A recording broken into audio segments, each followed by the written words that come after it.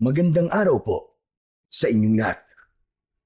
Ang kwentong inyong mapapakinggan ay tungkol kay Cesar na bukod sa pagiging mananabas ng tubo ay isa ring mahusay na manunugis ng aswang sa kanilang baryo. Nagbago ang lahat nang patayin ng isang aswang ang asawa ni Cesar. Ang mapait na pangyayaring yun ang naging dahilan upang magpakalunod siya sa alak at maging perwisyo siya sa kanilang baryo.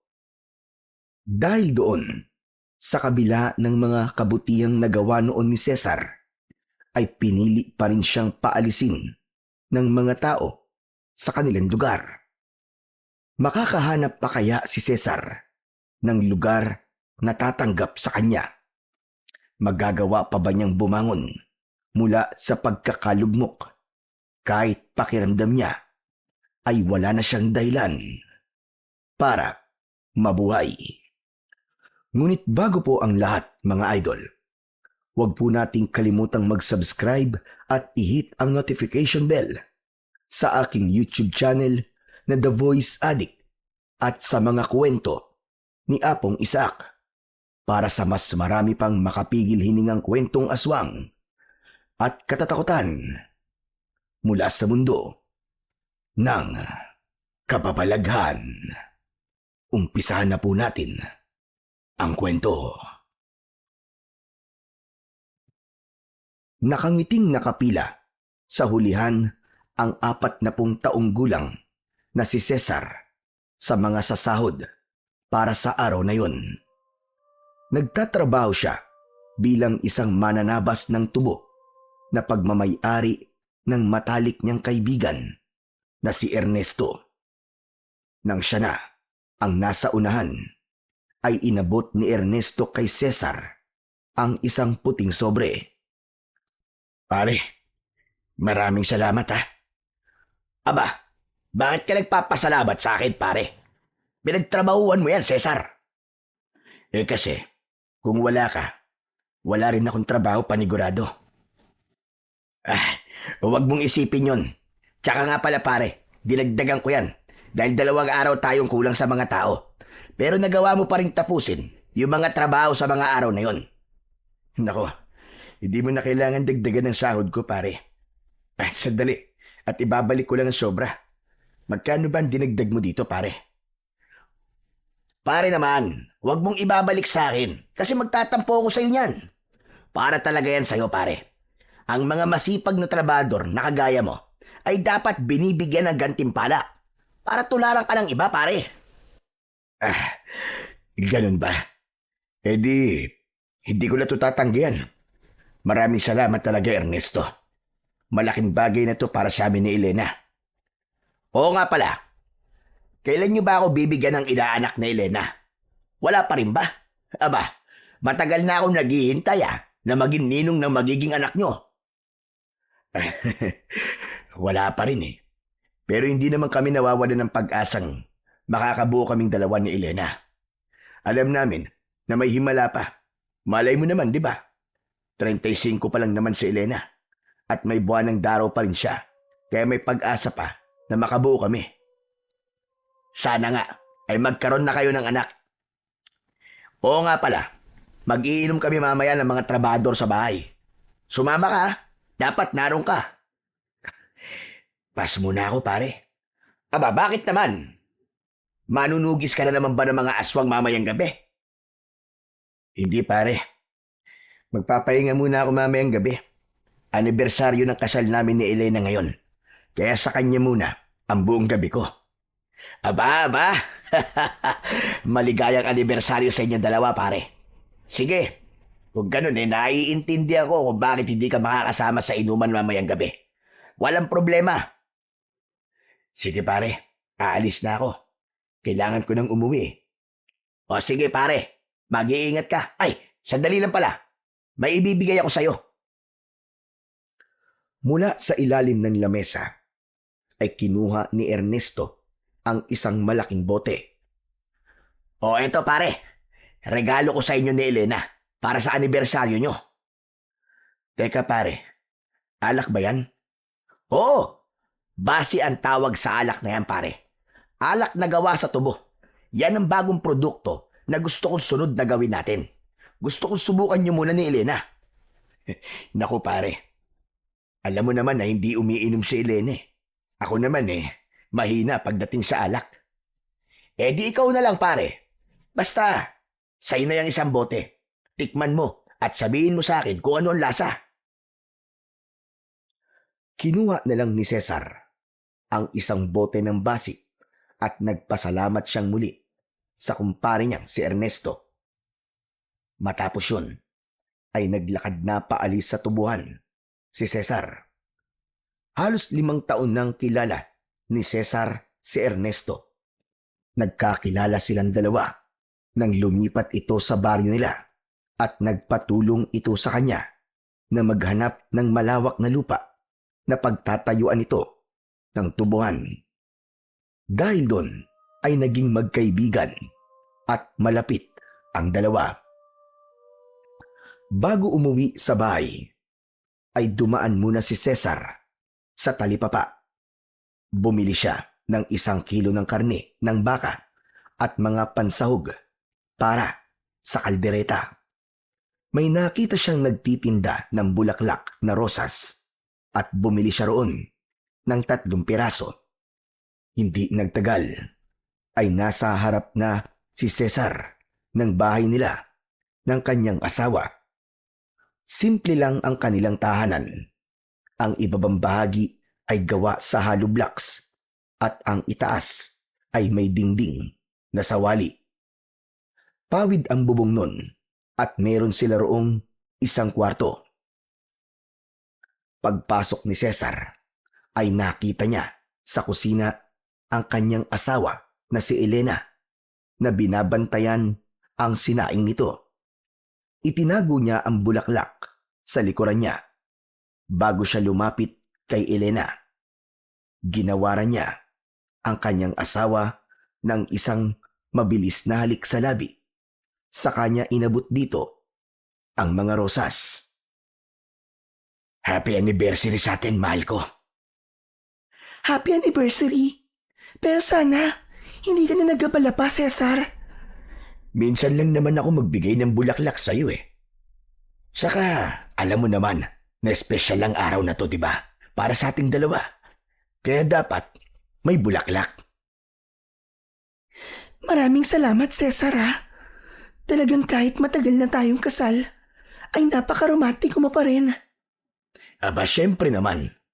Hindi ba nangako ko na hindi ako magbabago? Tinutupad ko lang ang pangako ko na yun sa'yo. At teka, oo nga pala mahal.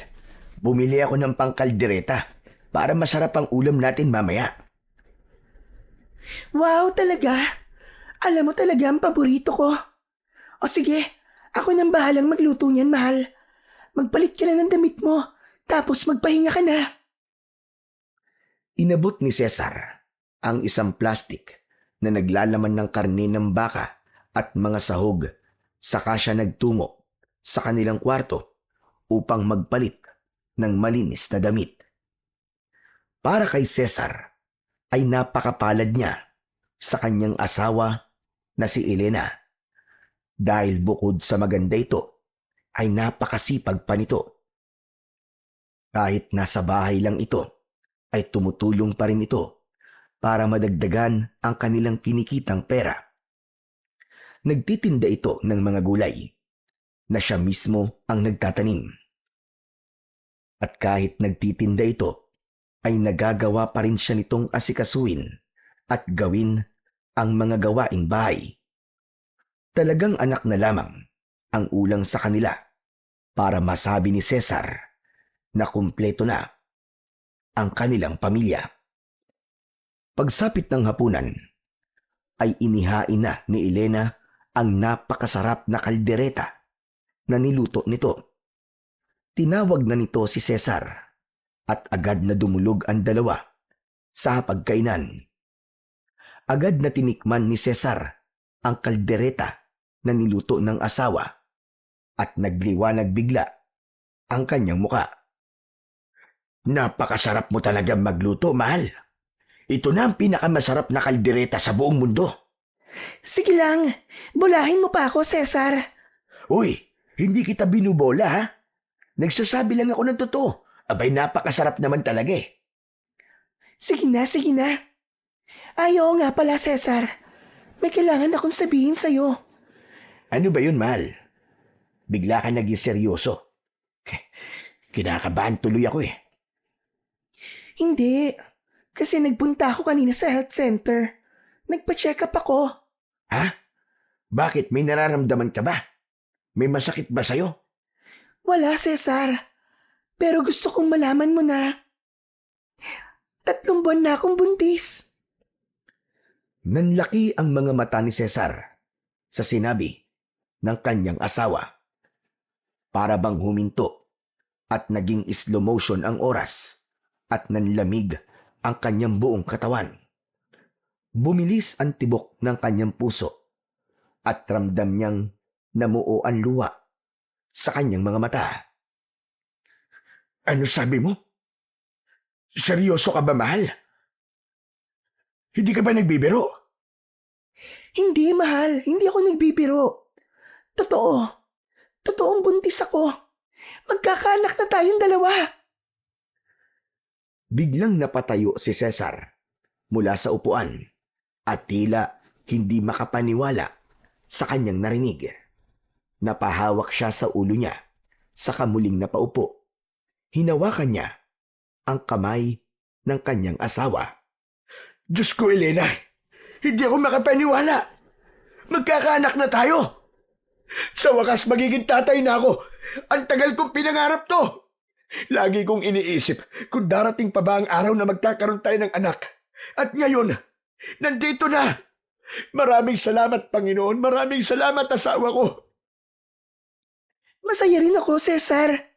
Matagal na nating inintay ito. At ngayon ay dininig na ng Panginoon ang palagi nating dinadasal sa Kanya.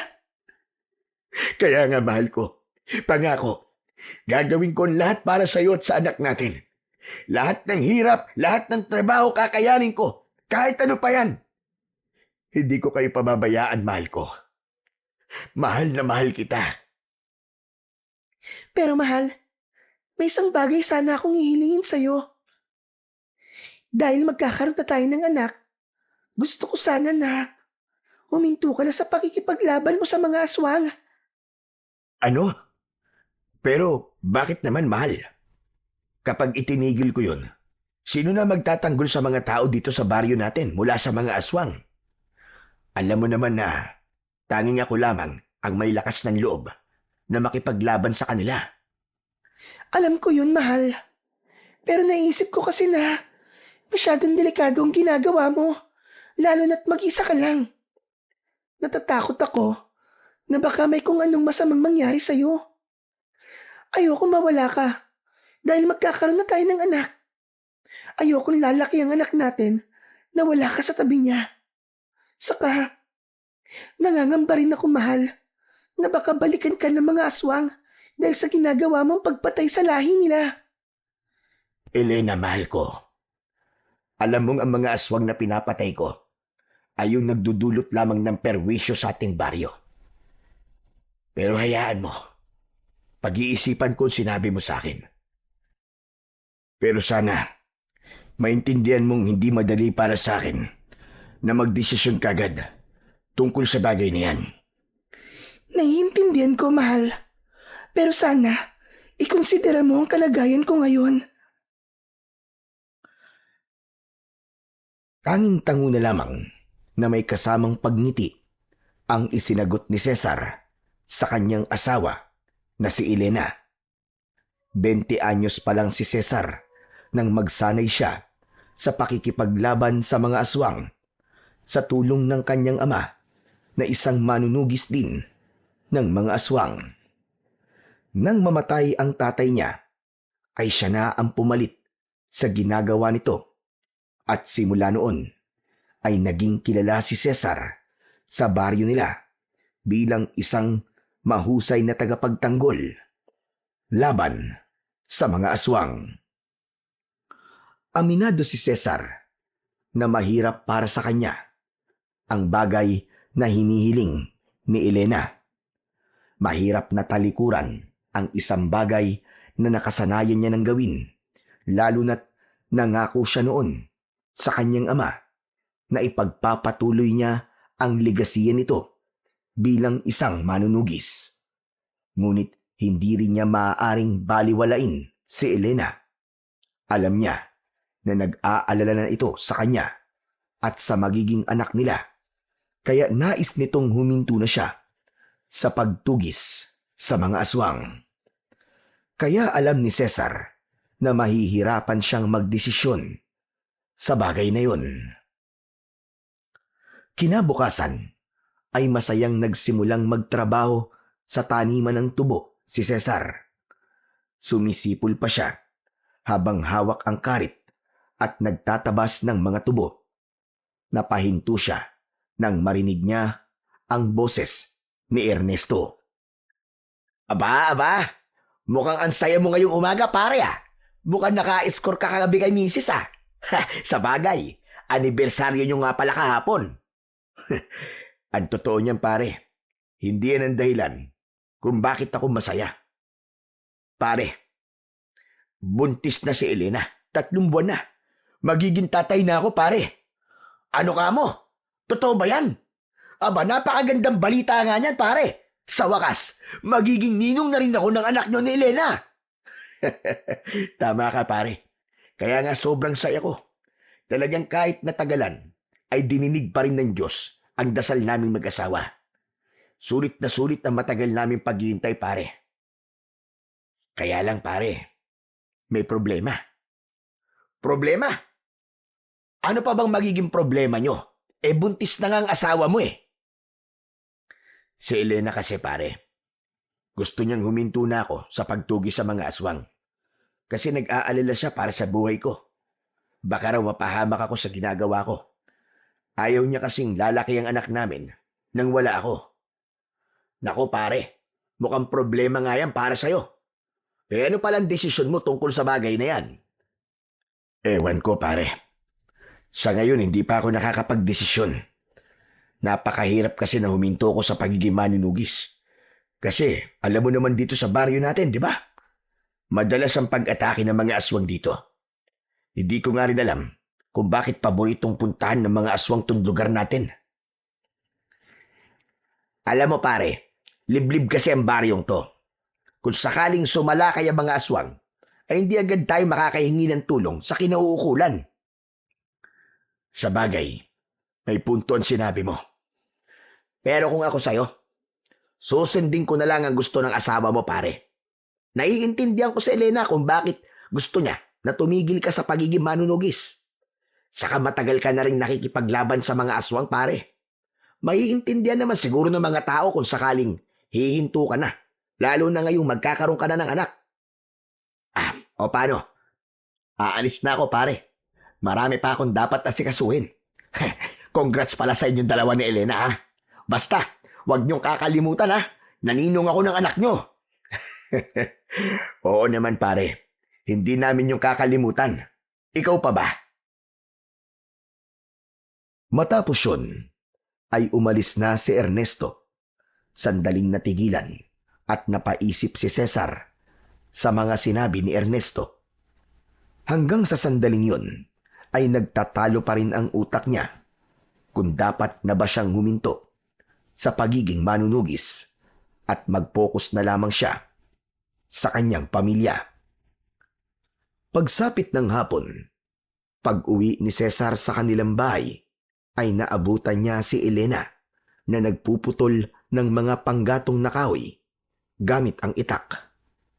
Mabilis itong nilapitan ni Cesar at maingat niyang inagaw sa kanyang asawa ang itak. Mahal, pambihira ka, bakit naman ikaw pang gumagawa nito? Sana hinintay mo na lang ako, mahal. Hindi ba buntis ka? Baka mapano ang baby natin eh. OA ka naman sa pag-aalala, mahal. Kaya ko pa naman kasi hindi pa naman malaki ang tiyan ko eh. Kahit na pa, dapat ay magdoble ka na sa pag-iingat mo ngayon. Saka mahal, may sasabihin pala ako sa'yo. Napag-isipan ko na kasi yung sinabi mo sa akin kagabi. Kaya naman, nagdesisyon na akong huminto sa pakikipaglaban sa mga aswang. Talaga? Totoo ba ang sinasabi mo? Oo, mahal. Napagtanto ko kasi na dapat ikaw at ang magiging anak natin ang magiging prioridad ko. Tama ka. Hindi ko alam kung ano ang pwedeng mangyari sa akin kapag patuloy akong nakipaglaban sa mga aswang. Hindi ako sigurado kung palagi ba ako mananalo sa tuwing may makakaharap akong aswang. Gusto ko pang makitang lumaki ang anak natin, Elena. Kaya pinipili kong tumigil na sa pagiging manunugis. Mahal, hindi mo alam kung gaano mo ako pinasaya ngayon.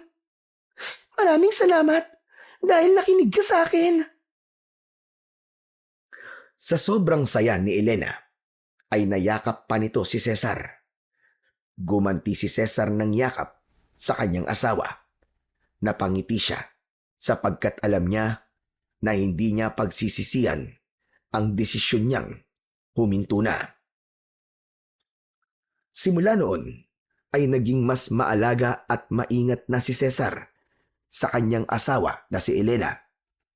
Hindi niya na hinahayaan ang kanyang asawa na magtinda pa ng gulay at madalas kapag may oras ay siya na mismo ang gumagawa ng ilang gawaing bahay. Lumipas ang mga buwan at unti-unting lumaki ang tiyan ni Elena hanggang umabot ito sa 6 na buwan. Halatang maligaya si Cesar sa bawat araw na nakikitang ligtas at malusog ang kanyang asawa at ang dinadala nitong sanggol. Hindi siya napapagod sa pagbabantay at pag-aalaga sa kanyang asawa. Sa halip, yun ang nagbigay sa kanya ng bagong sigla at dahilan para magsumikap pa sa buhay. Kahit mahirap ang trabaho sa tubuhan, ay palaging may ngiti sa kanyang muka dahil alam niya na nalalapit ng lumabas sa mundo ang bunga ng pagmamahala nila ni Elena. Isang gabi, katatapos lamang maghugas ni Cesar ng pinagkainan nila, habang si Elena naman ay inaayos na ang kanilang higaan. Maya-maya pa ay may kumatok sa pinto ng kanilang bahay. Si Cesar ang nagbukas ng pinto at nagulat siya nang makita sa labas ng bahay si Ernesto. May dala yung isang plastik at isang bote ng alak. O pare, mukhang magayaya ka ng inuman ah.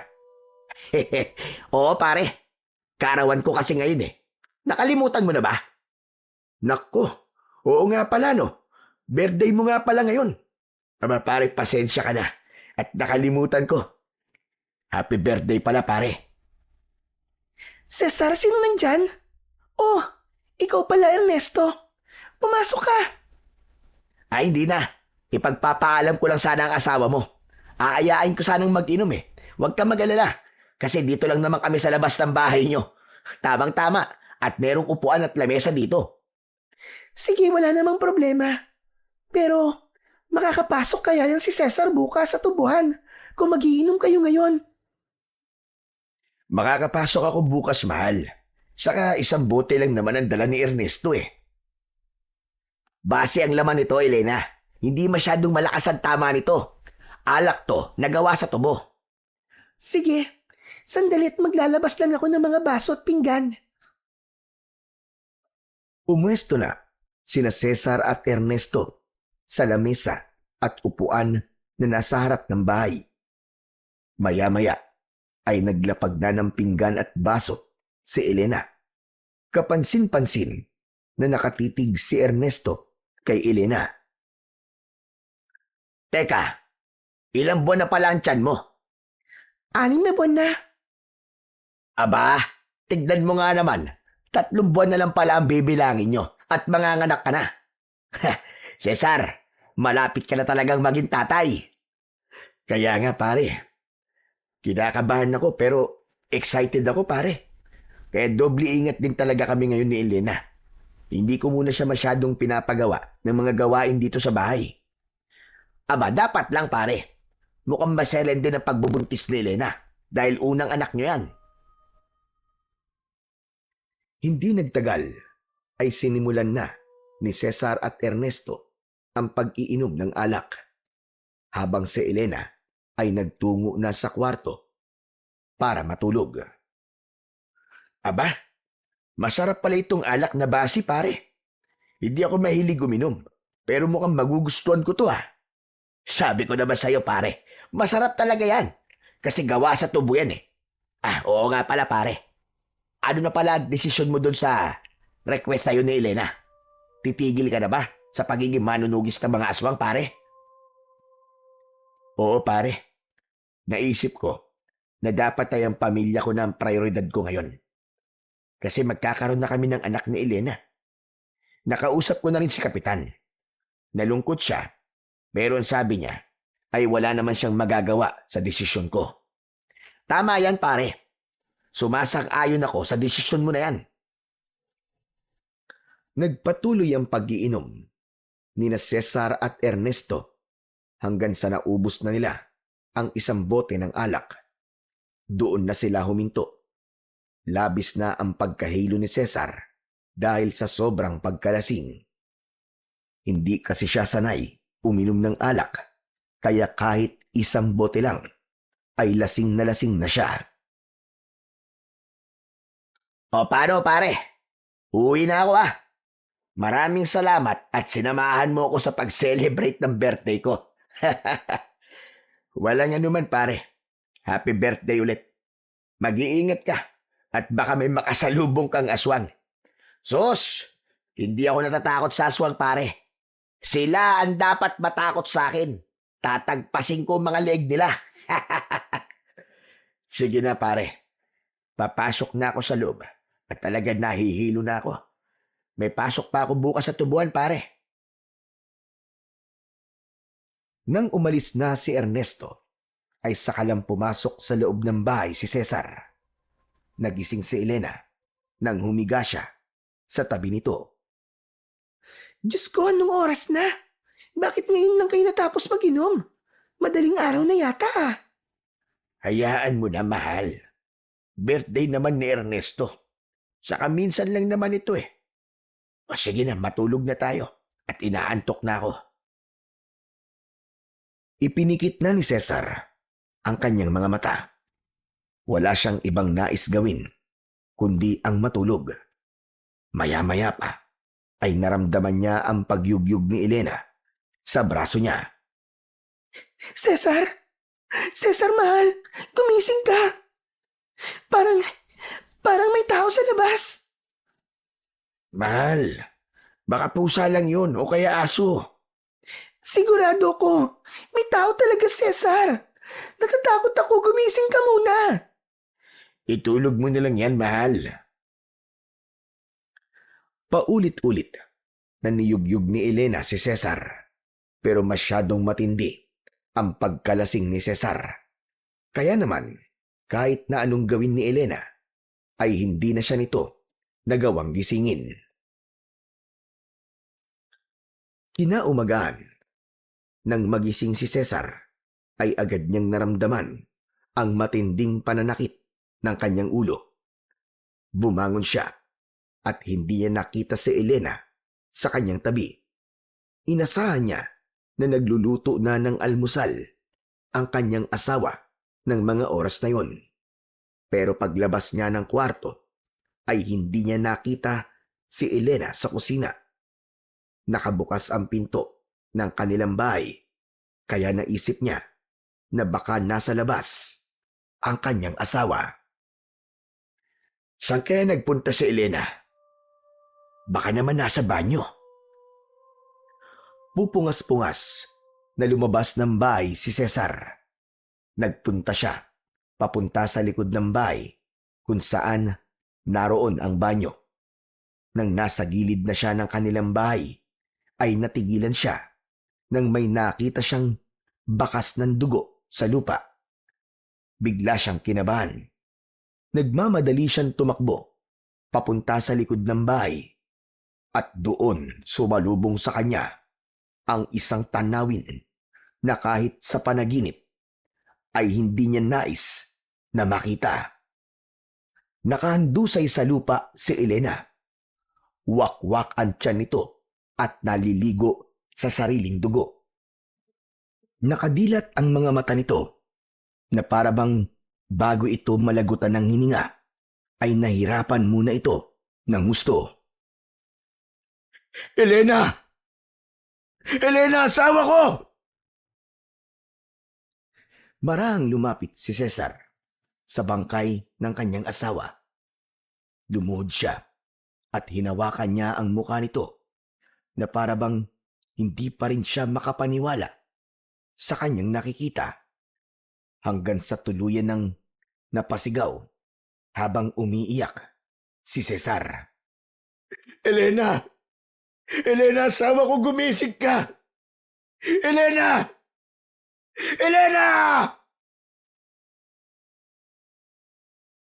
Kahit duguan si Elena, ay niyakap pa rin yun ni Cesar. Walang tigil ang kanyang paghagulgol at pakiramdam niya ay mababaliw na siya ng sandaling yun. Unang gabi ng burol ni Elena, maraming tao ang nagtungo sa bahay ni Cesar para makiramay. Nakaupo si Cesar sa unang hanay ng mga upuan sa harap ng kabaon ng kanyang asawa. Nakatulala siya at tila wala sa sarili. Wala na siyang mailuha dahil pakiramdam niya ay naubos na ang lahat ng kanyang luha. Maya-maya ay tumabi si Ernesto kay Cesar. Marahan itong tinapik ang balikat niya. Cesar, nakikiramay ako, pare. Hindi nagsalita si Cesar. Nanatili siyang nakatulala habang pilit na kinukumbinsi ang sarili na isa lamang panaginip ang lahat. Paring Cesar, alam kong hindi ito ang tamang oras para tanungin ka sa bagay na to. Pero gusto kong malaman kung ano ba talaga ang nangyari kay Elena, pare. Aswang. Aswang ang pumatay sa asawa ko. Aswang lang ang makakagawa ng ganong karumal-dumal na pagpatay. Tama ang asawa ko, pare. Babalikan ako ng mga aswang na nakalaban ko noon. Pero bakit hindi sila sa akin gumanti? Bakit kailangang idamay pa nila ang asawa at anak ko? Mga hayop talaga mga aswang na yan, pare. Mga wala silang awa. Hindi lang isang buhay ang kinuha nila sa akin, pare.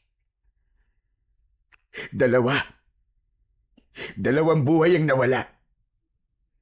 Dinanggalan nila ako ng rason para mabuhay pa. Huwag mong sabihin yan, pare. Alam ko na sa sandaling ito ay napakasakit pa ng nangyari. At pakiramdam mo ay wala ka ng ganang mabuhay. Pero pare, magpatuloy ka sa buhay. Hindi pa ito ang katapusan ng mundo. Marami pang magagandang bagay ang pwedeng mangyari sa'yo. Nasasabi mo lamang yan, Ernesto. Dahil hindi sa ito nangyari. Palibasa wala kang asawa at anak. Kaya hindi mo ako naiintindihan. Sandali lang, pare, hindi mo ako kaaway. Nagpapayo lang ako sa'yo. Pues, wala kang karapatang magsalita sa bagay na hindi mo pa nararanasan. Hindi ko kailangan ng payo mo, pare. Sa kasalanan mo kung bakit napatay ng aswang ang asawa ko. Kung di mo ko inayang mag-inom ng gabing yon, hindi sana ako nakatulog ng gusto. Naipagtanggol ko sana si Elena. Natigilan at nagulat si Ernesto sa pagsigaw na yon ni Cesar. Tila napahiya pa ito dahil maraming mga tao ang nakarinig sa sinabi ni Cesar. Walang imik na tumayo si Ernesto at umalis yun habang nakayuko. Alam ni Cesar na mali ang kanyang ginawa pero hindi niya na hinabol ang kanyang kaibigan para humingi ng paumanhin. Lugmok siya sa pagluluksa ng sandaling yun at walang kahit na anong salita ang kayang magpagaan ng kanyang dinadala. Matapos mailibing si Elena, ay tuluyang bumagsak ang mundo ni Cesar. Araw-araw siyang dumadaan sa tindahan ng alak at doon niya inuubos ang perang kinikita niya mula sa tubuan. Sa halip na ipunin para sa mga gastusin sa bahay, ay alak ang kanyang pinaglalaanan ng kanyang pera. Nagkaroon na rin ng lamat ang pagkakaibigan ni na Cesar at Ernesto dahil sa ginawang pagbulyaw noon ni Cesar kay Ernesto. Hindi na sila nag-usap at nagpansinan. Gabi-gabi ay nakaupo si Cesar sa harap ng kanilang bahay habang umiinom at umiiyak. Madalas niyang kausap ang bote ng alak na parabang yun na lang ang tanging nakakaintindi sa kanya. Patuloy niyang naramdaman na wala na siyang dahilan para mabuhay pa dahil hindi niya na makakasama ang kanyang asawa at anak. Isang umaga, habang abala si Cesar sa paggapas ng mga tubo, ay isang katrabaho niya ang lumapit sa kanya. Anito ay nais siyang kausapin ni Ernesto. Huminto muna siya sa kanyang ginagawa at pinuntahan niya si Ernesto na nasa mahabang upuan sa ilalim ng isang puno ng mangga. Pinatawag mo raw ako? Oo, ayoko na magpaligoy-ligoy pa. Pero kinalulungkot nung sabihin na huling araw mo na to sa pagtatrabaho sa akin tubuan. Anong ibig mo sabihin? Sinisisante na kita, Cesar. Mamaya, bago ka umuwi ay kunin mo na sa akin ang huling sahod mo. Sandali, Ernesto. Bakit mo naman ako tatanggalin dito? Dahil ba sa nasigawan kita? Hindi dahil doon. Ang totoo ay wala na sa akin yun. Alam ko nasigawan mo lang ako dahil sa matinding emosyon mo ng panahong yon. Eh kung ganun, anong dahilan bakit mo ko tinatanggal? Maraming trabahador dito sa tubuan ang nagrereklamo na pumapasok ang lasing. Dahil doon ay hindi ka nakakapagtrabaho na maayos. May ilan pa na nagsasabing natutulog ka sa oras ng trabaho mo. May ilan pa na nagsasabi na bigla ka na lang naghahamon ng away at may pinagbandaan ka pa. Napapatayin mo gamit ang iyong karet. Masyado lang silang balat sibuyas, Ernesto. Intindi na lang nila ako dahil meron akong pinagdadaanan. Hindi lahat ay dapat na mag-adjust para sa'yo. Dahil may pinagdadaanan ka. Kilala mo ko, Cesar. Kapag trabaho ay walang kaibigan sa akin. Kaya pasensya ka na. Pero buo na ang desisyon ko. Tumiim ang bagang ni Cesar habang nakatingin kay Ernesto. Hinintay niyang bawiin ito ang mga sinabi nito. Makalipas ang ilang segundo, ay mahinang tumawa si Cesar. Sabay tango. Sige, kung yan ang desisyon mo, ay wala na akong pakialam. Sa sinabi mo na yan, ay parang tinapos mo na rin ang pagkakaibigan natin. Ayoko na magtrabaho ngayong araw. Ibigay mo na lang sa akin ang huling sahod ko para makaalis na ako rito. Eto na ang huling sahod mo. Huwag ka mag-alala dahil dinagdagan ko yan. Dapat lang nadagdagan mo to dahil sa pagpapakahirap ko sa tubuan mo. Saka kung inaakala mo na hindi na ako makakahanap ng ibang trabaho, nagkakamali ka. Hindi lang ikaw ang tatanggap sa akin. Inuwa ni Cesar ang puting sobre na inaabot ni Ernesto at walang lingon-likod siyang umalis sa tubuan. Habang naglalakad ay bigla siyang nilukob ng pagkabahala dahil ang totoo ay nag-aalala siya kung ano na ang mangyayari sa kanya ngayong wala na siyang trabaho. Mas lalo pang nadagdagan ang pasanin ni Cesar simula nang mawalan siya ng pagkakakitaan. Imbis na maghanap ng trabaho, ay mas lalo siyang nalulong sa pag-inom ng alak. May mga pagkakataon pa na nangungutang na siya sa tindahan para lamang makapaglasing. Ngunit sa tuwing naglalasing si Cesar, ay hindi na niya nakikilala ang kanyang sarili. Bigla na lang siyang nagwawala at naghahamon ng suntukan kahit kanino. May mga pagkakataon pa na naninira siya ng ari-arian ng mga kapitbahay niya nang walang dahilan. Ang dating mga humahanga ay nagkaroon na ng takot sa kanya. Ang dating mahusay na manunugis ay nakilala na bilang isang lasinggerong palaging may dalang karit at naghahamon ng away. Isang gabi, habang nag-iinom si Cesar sa loob ng kanyang bahay, ay kinuha niya ang larawan ng kanyang asawa na si Elena. Nang tignan niya yon, ay otomatikong nalaglag ang kanyang mga luha. Elena, mahal ko. Bakit kasi iniwan mo kaagad ako? Akala ko'y magiging buo na ang pamilya natin. Dahil magkakaroon na tayo ng anak. Mahal ko, sana'y panaginip lang ang lahat ng ito. Sana'y bigla na lamang akong magigising. Nakatabi pa rin kita sa higaan.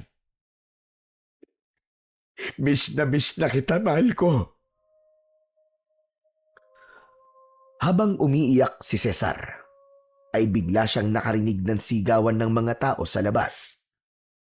Hindi niya yun pinansin at patuloy niyang kinausap ang larawan ng namayapa niyang asawa hanggang sa may mga kumatok sa pinto ng kanyang bahay. Narinig niya ang paghingi ng saklolo ng mga tao sa kanya. Sinabi ng mga yon na may isang aswang na sumasalakay sa bahay ng isa sa kanilang mga kababaryo. Narinig din niya sa mga tao na kailangan niyang labanan ang aswang na yon. Wala! Tumigil kayo! Napakaingay niyo! Matagal na akong tumigil sa pagiging manunugis. Kaya tigilan niyo na ako. Kahit anong sabihin niyo, ay hindi ko na kahit tutulungan. Hindi niyo rin naman ako natulungan ah. Di ba yung asawa ko? Pinatay ng aswang. Umalis na kayo. Wala kayong mapapala sa akin. Matapos yung sabihin ni Cesar, ay huminto na ang mga tao sa paghingi ng tulong sa kanya. Nilagok niya ang bote ng alak at nang maubos yun, ay nahihilo siyang napahiga sa sahig. Dahil sa labis na pagkalasing, ay mabilis na nakatulog si Cesar at doon niya na panandaliang nakalimutan ang sakit sa pagkamatay ng kanyang mahal na asawa. Nang sumunod na araw, ay hapon na nang magising si Cesar. Nahihilo siyang lumabas ng bahay upang maglakad-lakad. Napansin niya na pinagtitinginan siya ng mga tao. May ilan na may takot sa mga mata, pero hindi niya pinansin ang mga yon. Napahinto si Cesar sa tapat ng isang kubo. Nakita niya na merong kabaong nagawa sa plywood ang nasa harapan. May mga umiiyak at narinig niya na ang nasa kabaon ay ang naging biktima ng aswang noong nakaraang gabi. Nang nakita si Cesar ng mga taong naroon, ay napansin niya na may paninisi sa muka ng mga yon. Bakit ganyan kayo makatingin sa akin, ha? Ako ba ang sinisisi niyo sa pagkamatay niyan? Bakit ako ba ang aswang na pumatay dyan? Hindi naman, di ba? Yung aswang ang sisihin niyo, wag ako. Saka sisihin niyo rin ang sarili niyo kasi hindi kayo marunong makipaglaban. Hindi nyo kayang ipagtanggol ang sarili nyo. Masyado kayong umaasa sa akin. Nagpakawala pa si Cesar ng isang nakakainsultong pagtawa bago siya nagpatuloy sa kanyang paglalakad.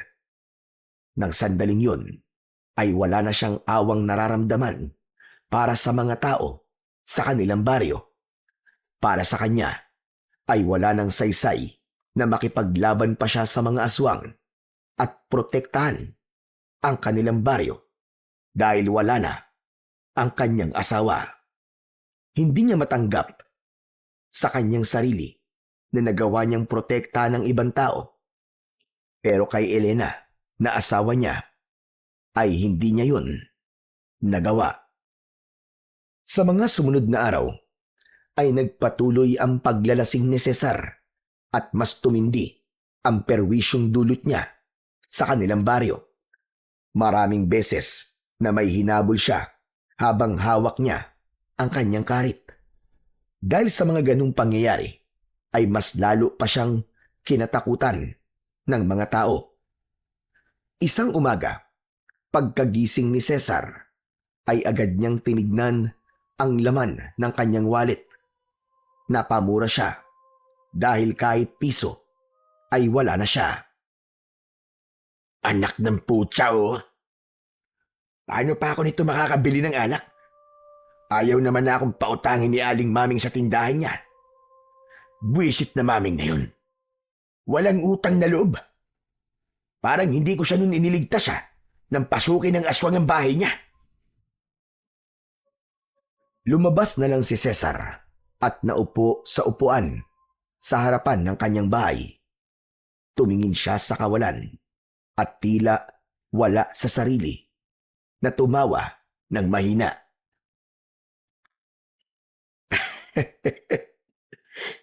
Dati naghahabulan pa kami rito ni Elene. Yun nga lang, hindi na mangyayari yun. Kasi iniwanan niya na ako. Sa gitna ng pagmumuni-muni ni Cesar, ay hindi niya inasahan ang pagdating ni Ernesto. Seryoso ang mukha nito. Tumayo si Ernesto sa harapan niya. Anong ginagawa mo rito? Hindi ba tapos na ang pagkakaibigan nating dalawa? Ayoko nang makita yung pagbumukha mo kahit kailan. Hindi ako nagpunta rito bilang kaibigan mo, Cesar. Bilang ano? Bilang kaaway ba? Sandali, tintayin mo ako dito. Kukunin ko lang ang karit ko. Tatayo na sana si Cesar nang hawakan ni Ernesto ang braso niya. Marahas na pumiksi si Cesar. Ano ba? Huwag mo akong hinahawakan. Wala ako rito para makipag-away sa'yo, Cesar. Nandito ako bilang normal na kababayan mo. Alam ko na. Natatakot kang makipaglaban sa akin, no? Sa bagay, ano bang alam mo sa pakikipaglaban? Di ba? Ang alam mo lang namang gawin ay umupo at mag-utos sa mga trabador mo. Pwede ba, Cesar? Manahimik ka muna. Talaga bang wala ka ng utak at puro bibig at angas na lang ang pinapairal mo? Natigilan si Cesar sa pagsigaw na yon ni Ernesto. Sa tagal nilang magkakilala, ay noon lamang niya nakitang nagalit si Ernesto dahil kilala niya ito bilang isang mahinahong tao. Nandito ako dahil nakiusap sa akin si Kapitan. Nakausapin ka tungkol sa isang bagay na napagkasunduan na ng karamihan sa mga tao dito sa baryo natin. Kahapon ay nagkaroon ng pagpupulong sa barangay tungkol sa mga hindi magagandang bagay na ginagawa mo rito sa baryo. Ganun ba ako kaimportante sa inyo para magpulong pa kayo para sa akin? At ano namang pinagpulungan nyo? Marami na sa kanilang nababahala sa kinikilos mo, Cesar. Marami nang natatakot sa'yo at itinuturing ka nilang malaking banta sa buhay ng mga tao. Ang dami mong ginagawang hindi maganda, lalo na kapag nakakainom ka. Nanghahamon ka ng away kung kani-kanino at nanghahabol ka habang may dala kang karet. Pwede ba wag ka na magpaligoy-ligoy? Ang dami mo pa sinasabi. Ano ba talaga na pag-usapan nyo sa pagpupulong? Sabihin mo na. Marami ang bumoto na paalisin ka na rito sa baryo natin, Cesar. Gaya na sinabi ko, ay isa ka ng malaking banta sa kaligtasan ng lahat. Isa pa, nung may inatake ng aswang, ay wala ka raw ginawa. Eh di lumabas din ang totoo. Pinapalayas niyo ako kasi wala na akong silbi sa inyo. Hindi niyo na ako mapapakinabangan. Ano bang inaasahan niyo, ha? Na makikipaglaban kagad ako sa mga aswang habang nagluluksa ako sa pagkamatay ng asawa at anak ko? Ano ba tingin niyo sa akin? Robot? Huwag mo akong isinasama sa kanila dahil ang totoo ay pinaglaban kita. Sinabi ko sa kanila na intindihin ka nila dahil may mabigat kang pinagdadaanan. Pero wala na akong magagawa dahil mas maraming may gusto na umalis ka na rito. Matapos ng napakahabang panahon na ipinagtanggol at pinotektahan ko kayo mula sa mga aswang, ay ganito pa pala ang gagawin niyo sa akin. Mga walang utang na loob. Ikinalulungkot ko, pero buo na ang desisyon ng mga tao, Cesar. Ang sabi ni Kapitan ay sabihin ko to sa'yo dahil dati tayong magkaibigan. At kapag hindi ka raw agad umalis, ay magpapatulong na sila sa mga pulis para palayasin ka. Huwag kayong mag-alala. Hindi nyo na kailangan tumawag pa ng pulis dahil aalis na kagad ako rito. Nakakahiya naman sa inyo eh. At baka maabala ko pa kayo. Umalis ka na at naaalibadbaran ako sa pagmumukha mo. Sana, kung saan ka man mapupunta, ay mahanap mo ang kapayapaan na yung hinahanap, pare. Mag-iingat ka. Plastic. Alam ko na tuwan-tuwa ka sa nangyayari sa buhay ko ngayon. Ito naman talaga ang gusto mo, di ba? Ang bumagsak ako. Hindi na hinintay ni Cesar na magsalita si Ernesto at pumasok na siya sa kanyang bahay. Pabalibag niyang isinarado ang pinto upang mas maramdaman ni Ernesto ang galit na kanyang nararamdaman. Mga walang utang na loob! Matapos kong ibuwis ang buhay ko para lamang mailigtas kayo, ay ganito pa ang gagawin niyo sa akin. Tignan natin kung hindi kayo magsisi kapag nawala ko rito. Sana'y gabi-gabi kayong salakayin ng mga aswang. At kapag nangyari yun, sigurado ko na maiisip niyo ako. Inuha ni Cesar ang kanyang lumang bag. Inilagay niya roon ang kanyang ilang damit at hindi niya nakalimutang isama ang kanyang karit. Hindi niya maaaring iwanan ang karit na yun dahil napakahalaga nun para sa kanya. Hindi niya lang yun ginamit sa tubuan para magtabas, kundi maging sa pakikipaglaban sa mga aswang. Matapos mag-empake ng mga gamit, ay lumabas na si Cesar sa kanyang bahay. Sandali siyang huminto upang tignan para sa huling pagkakataon ang bahay na naitayo niya dahil sa kanyang sipag at pagtsatsaga. May bumalot na lungkot sa kanya. Mahirap para sa kanya na iwanan ang bahay na yun dahil naroon ang masasayang alaala nila ni Elena. Doon sila nagsimulang mangarap at saksi ang bawat sulok ng bahay na yun sa kanilang pagmamahalan. Ngunit wala nang magagawa si Cesar kundi ang lisanin ang kanyang bahay dahil ayaw niyang ipagsiksikan ng kanyang sarili sa isang lugar na ayaw sa kanya ng mga taong nakatira. Nagsimula nang maglakad si Cesar palabas ng kanilang baryo. Nakita niya ang tingin ng mga tao sa kanya na parabang napakasaya ng mga yun na makitang aalis na siya. Naglakad ng naglakad si Cesar nang walang tiyak na patutunguhan. Inabot na siya ng gabi at natulog na lang siya sa ilalim ng isang puno. Pagsapit ng umaga ay muli siyang naglakad. Gutom na ako. Ang hirap talaga kapag walang pera. Bahala na. Kung mamamatay ako kakalakad, ay mas mabuti pa nga para magkasama na kaming muli ni Elena sa kabilang buhay. Patuloy na naglakad si Cesar kahit nahihilo na siya sa labis na gutom at uhaw. Nakarating na siya sa kalsada at isang maliit na truck na may kargang mga gulay ang nakita niyang paparating. Agad niya yung hinarang at nagpreno naman yun. Mula sa tabi ng driver seat ay dumungaw ang isang matandang lalaki na galit na galit. Hoy! Kung magpapakamatay ka, ay wag mo kong idamay! Umalis ka nga dyan! Pasensya na po, Tatang. Pero makikiusap po sana ako sa inyo na baka pwede akong makisakay. Hindi ako nagpapasakay nang hindi ko kilala. Mamaya ay magnanakaw ka pa eh.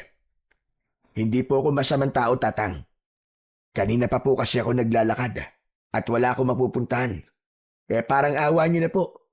Pasakayin niyo na po ako. Matagal na tinignan si Cesar ng matandang lalaki.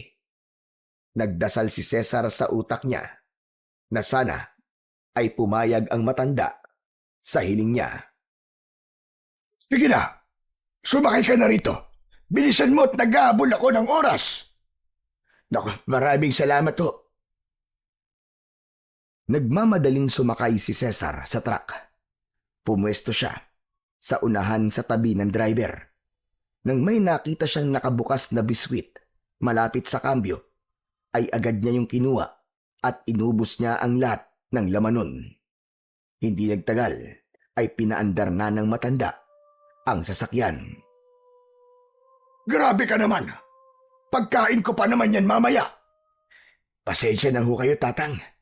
Gutom na ho talaga ako. Nagbibiro lang ako. Ayos lang.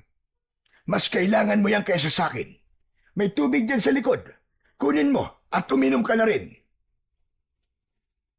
Kinuha ni Cesar ang tubig na nasa plastic na bote at inubos din niya yon. Ako nga pala si Ruben. Pero tawagin mo na lamang akong Lolo Ruben. Ikaw, anong pangalan mo? Cesar po. Saan ka pala pupunta? Wala ho akong mapupuntahan eh. Pinalayas po kasi ako sa baryo namin. Dahil sa pagiging lasinggero ko. Nagwawala po kasi ako kapag nakakainom. Kasalanan mo naman pala kaya ka pinalayas. Saan pala kita ibababa? Pwede po bang sumama na lang ako sa inyo? Kung saan ho kayo pupunta? Aba, ikaw ang bahala. Buhay mo naman yan. Papunta ako sa baryo namin para dalhin itong mga gulay sa palengke. Pero kung doon ka pupunta sa aming baryo, ay huwag kang magpakita ng gilas mo ron. At marami ang bubugbog sa iron, panigurado. Hindi na muna nagsalita si Cesar. At itinuon niya ang kanyang mata sa dinadaanan nila. Hindi pa rin siya makapaniwala na darating ang panahon na aalis siya sa baryo nila. Pero naisip niya na baka yun ang tamang bagay na kailangan niyang gawin upang makapagsimula siya ng panibagong buhay at para makalimutan niya ang mapait niyang nakaraan. Makalipas ang halos isang oras, ay huminto na ang truck sa harapan ng isang maliit na palengke. Hanggang dito na lang kita madadala. Kailangan ko nang ibaba ang mga gulay na nasa likod ng aking truck. Wala hong problema. Maraming salamat po kasi pinasakay niyo po ako sa inyong truck, Lolo Ruben. Tutulungan ko na po pala kayo sa pagbababa ng mga gulay para makabawi po ako sa pagtulong niyo sa akin. Nako, hindi na kailangan. Huwag mo nang agawan ng trabaho ang mga kargador dito sa palengke. Okay na sa akin na wala kang ginawang masama. Sige na, bumaba ka na at sana makahanap ka ng lugar na maaari kang makapagsimula ng panibagong buhay. Maraming salamat po uli, Lolo Ruben. Oo nga pala. Eto, sa'yo na to. 500 piso. para naman may pambili ka ng makakain mo. Nako, sobra na po yata yan. Pero hindi ko na po tatanggihan yan kasi walang-wala po talaga akong pere. Maraming salamat po talaga. Napakabuti niyo ho. Pagkuha ni Cesar ng pera, ay bumaba na siya ng truck habang bit-bit ang kanyang bag. Luminga siya sa paligid. Maraming tao ang abala sa kani-kanilang gawain. Huminga siya ng malalim at muli siyang naglakad hanggang sa nakarating siya sa mismong baryo ng lugar na yon. Halos wala yung pinagkaiba sa lugar na kanyang pinanggalingan. Puro kubo ang bahay doon at may mga malawak na palayan at taniman ng iba't ibang mga gulay. Isang tindahan ang nadaanan niya at bumili siya roon ng isang bote ng alak. Habang naglalakad ay may nakita siyang puno sa tabi ng daan na may mahabang upuan sa ilalim. Doon siya naupo at nagsimulang uminom. Mukhang tahimik sa lugar na to. Dito na lang muna siguro ako habang hindi ko pa alam kung saan ba talaga ako pupunta. Nagpatuloy sa pagtungga ng alak si Cesar at nang makalahati niya na ang bote ng alak ay nakaramdam na siya ng pagkahilo. Kaya nahiga muna siya sa upuan hanggang sa nakatulog siya. Gabi na nang magising si Cesar. Agad niyang hinagilap ang bote ng alak at sinimulan niyang ubusin ang natitira ng laman. Parang tubig na lang kay Cesar ang alak, kaya dire-diretso niya yung ininom hanggang sa maubos. Dapat pala, bumili rin ako ng tinapay kanina. Nagugutom na tuloy ako. Ang mabuti pa kaya bumalik ako doon sa tindahan para bumili. Bit-bit ang bag ay naglakad si Cesar papunta sa tindahan kung saan siya bumili ng alak kanina. Pero pagdating niya roon ay sarado na yon. Ay nako, kapag minamalas ka nga naman, oo. Ang aga naman nila magsarado. Saka, bakit ba wala na kagad tao sa paligid? Halos 9:00 pa lang yata ng gabi. May curfew ba rito? Naglakad pa rin si Cesar at umasa siya na may makikita pa siyang bukas na tindahan sa oras na yon. Ngunit napahinto siya nang maramdaman niya ang pagpatak ng ulan. Tumingala siya at doon niya nalaman na nagsisimula ng umulan. Ano pa bang kamalasan ang aabutin ko sa baryong ito? Pambihira, oo.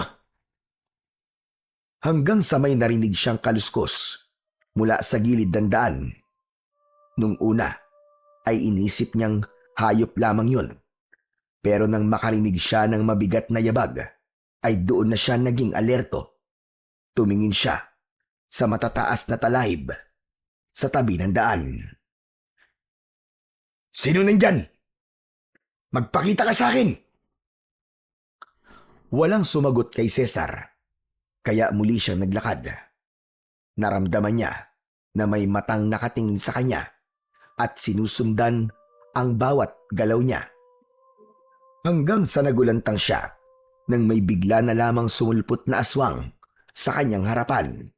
Nagngangalit ang matutulis nitong mga ngipin habang nanlilisik ang mapupulang mga mata. Anak ng putya, oo. Hanggang dito ba naman ay sinusundan ako ng aswang? Nawala ang pagkalasing ni Cesar. Binuksan niya ang kanyang bag at mula roon ay kinuha niya ang isang matalim na karit. Halika, lumapit ka na rito. Akala mo ba'y natatakot ako sa'yo? Nagkakamali ka ng gustong biktimahin. Hindi mo ko kaya. Mabilis na sumugod ang aswang. Nakangangayon na para bang sinasadyang ipakita pa ang matutulis nitong mga pangil upang masindak si Cesar. Iwinasiwas ni Cesar ang karit at muntik ng tamaan ang leeg ng halimaw. Ngunit Nakailag ito. Sinubukang kalmutin ng aswang si Cesar, pero iniharang niya ang kanyang bag. Pero mabilis na gumalaw ang isa pang kamay ng aswang at bumaon ang mga kuko nito sa kanyang braso. Mautak kang aswang ka, ha? Pero hindi ka pa rin ba nanalo sa akin? Hindi ikaw ang aswang na magpapatumba sa akin. Hindi mo ko kilala. Nagpatuloy ang pakikipaglaban ni Cesar sa naturang aswang. Malakas na itinulak ng aswang si Cesar at bumagsak siya sa basan lupa. Mabilis na sumunggab ang aswang, ngunit bago pa nito masakmal si Cesar, ay malakas niyang iwinasiwas ang karit sa leeg ng aswang. Tumilapon ang pugot na ulo ng aswang sa lupa, kasunod ng pagbagsak ng katawan nito. Nakangiwing tumayo si Cesar habang nakatingin sa walang buhay na katawan ng aswang. Diablong buang ka. Ano ka ngayon, ha? Sinabi ko na sa'yo eh. Hindi mo ko kaya. Napahinto si Cesar sa pagtawa nang mapansin niyang may mga taong nakadungaw sa bintana ng mga bahay. Bakas ang gulat at pagkamangha sa mukha ng mga yon habang nakatingin sa kanya. Nagulat si Cesar nang lumapit sa kanya si Lolo Ruben. Gaya ng iba, ay gulat na gulat din ang matandang lalaki. Cesar, may sugat ka. Halika sa bahay ko para magamot ko yan. Hindi na tumanggi si Cesar sa alok ng matandang lalaki at sumama siya rito. Pumasok sila sa isang maliit na kubo. Naupo si Cesar sa kawayang saig habang inihahanda naman ni Lolo Ruben ang mga gagamitin nito para sa paggamot sa kanyang sugat. Hindi nagtagal ay sinimulan na ni Lolo Ruben na linisin ang sugat sa braso ni Cesar. Lolo Ruben, meron ho palang aswang dito sa baryo nyo. Oo, ang totoo ay matagal na namin problema ang aswang na yon. Kaya kung mapapansin mo, wala ka nang makikitang tao sa labas kapag ganitong oras. Ilang taon na siyang sumasalakay dito. Hindi lang mga hayop ang binibiktima niya, kundi mga tao rin. Oo nga pala, malalim ang sugat mo, kaya konting tiis lang. Magiging masakit itong paglilinis ko sa sugat mo. Ayos lang ho. Sanay na po ako sa sugat mula sa mga aswang. Anong sabi mo? Aba, bakit sanay ka na sa ganun? Sino ka ba talaga, Cesar? At bakit tila sanay na sanay kang makipaglaban sa mga aswang? Ang totoo ho niyan, Lolo Ruben, ay isa po talaga akong manunugis ng aswang sa baryo namin. Manunugis po ang tatay ko at siya po nagsanay sa akin. Paborito pong salakayin ng mga aswang ang lugar namin.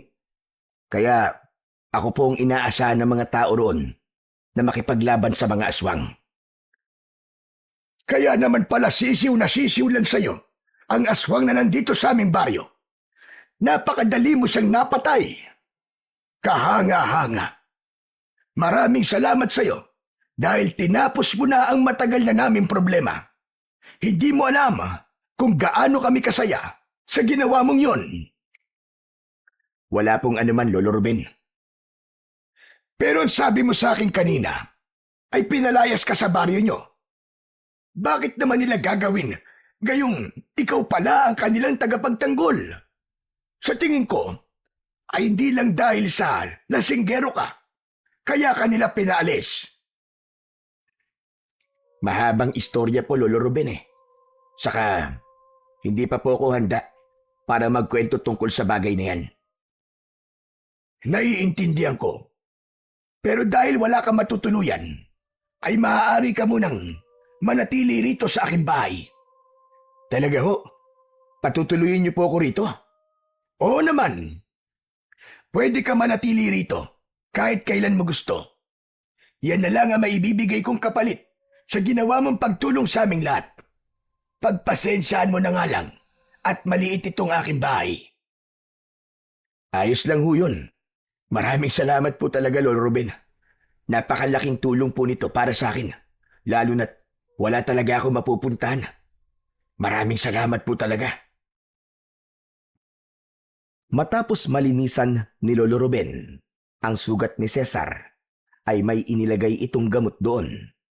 Kumuha ito ng malinis na tela at yun ang ginamit nitong benda. Maya-maya pa ay nahiga na sina Cesar at Lolo Ruben sa nakalatag na banig sa sahig. Kahit paano ay masaya si Cesar dahil may matutuluyan na siya at hindi niya na kailangang matulog sa kung saan-saan. Kinabukasan, nagising si Cesar na wala na si Lolo Ruben sa tabi niya. Bumangon siya at pagbukas niya ng pinto ay nagulat siya dahil maraming tao sa labas ng bahay ni Lolo Ruben.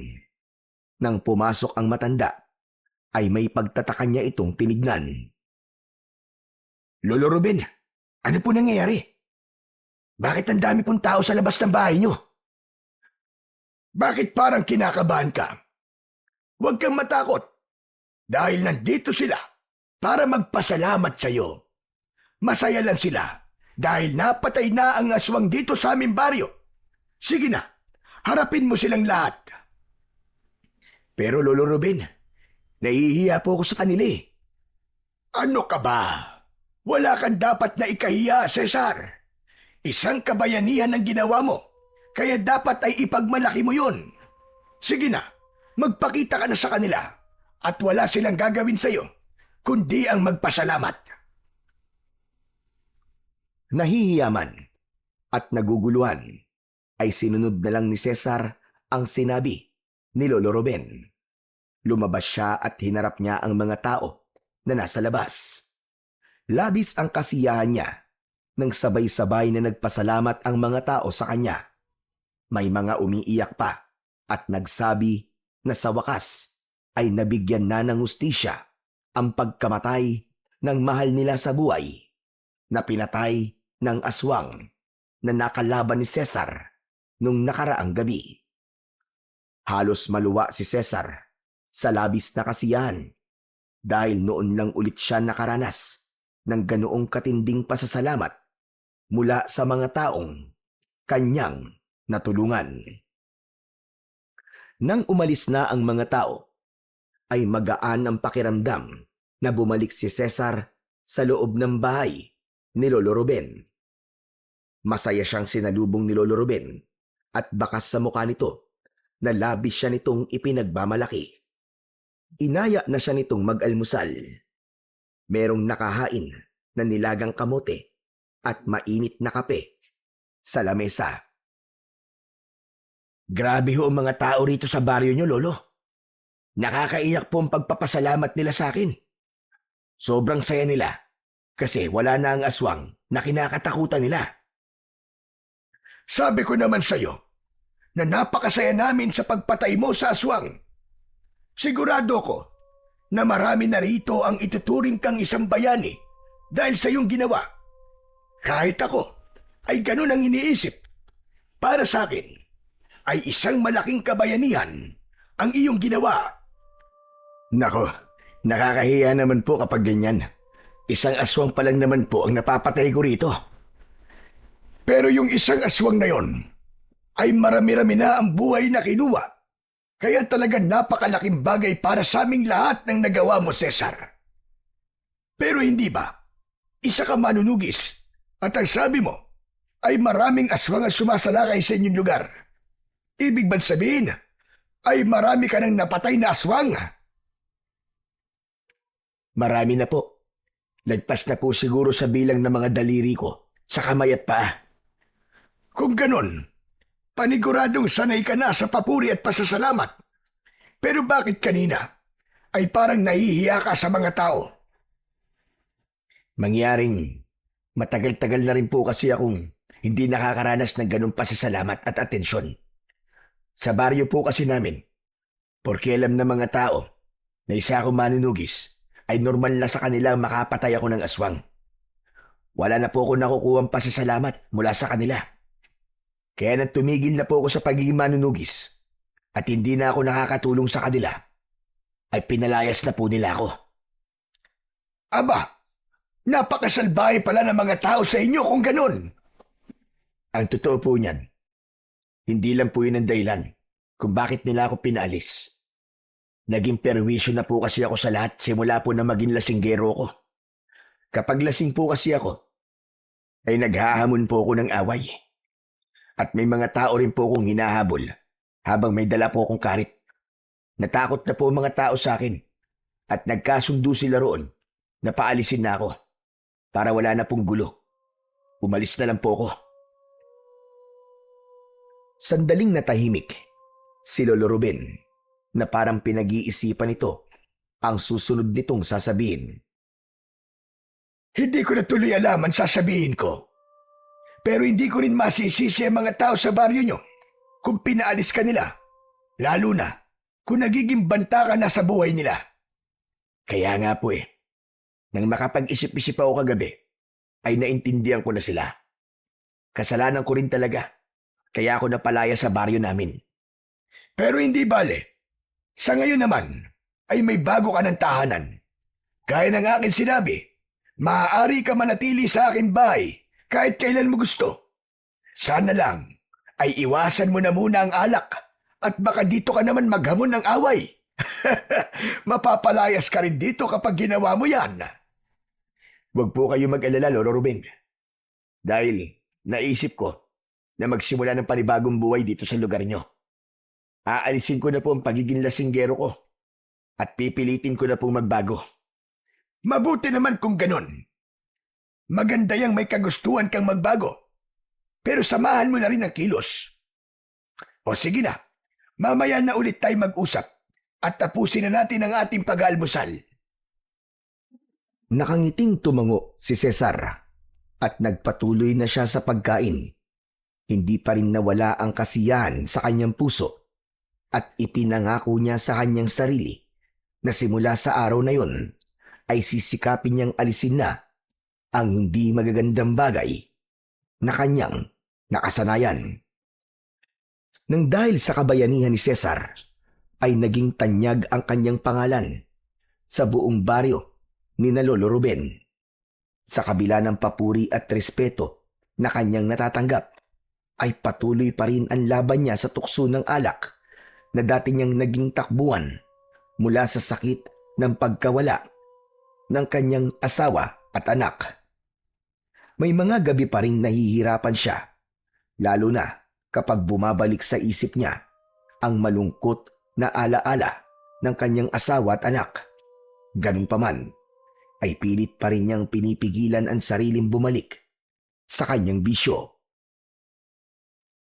Hindi na rin nag-atubili si Lolo Ruben na tulungan si Cesar. Isinama siya nito sa mga pagpunta nito sa bayan upang kumuha ng gulay at iba pang paninda. Naging abala si Cesar dahil doon at binibigyan pa siya ni Lolo Ruben ng sahod sa pagbubuhat niya ng mga gulay.